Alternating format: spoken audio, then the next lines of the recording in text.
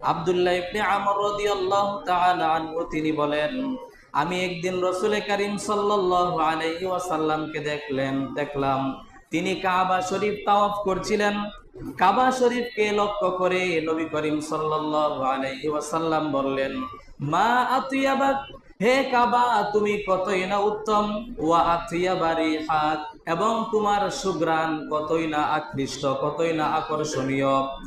এরপরে নবী করিম সাল্লাল্লাহু আলাইহি ওয়াসাল্লাম বললেন, হে কাবা তোমার কতই না সম্মান, তোমার কতই না মর্যাদা। তবে জেনে রাখো, ওই সত্তার শপথ যেই সত্তার হাতে মুহাম্মদ সাল্লাল্লাহু আলাইহি ওয়াসাল্লামের জান রয়েছে, লা হুরমাতুল মুমিনি আ'যামু ইনদাল্লাহি হুরমাতাম মিন কিমালিহি ওয়া দামিহি।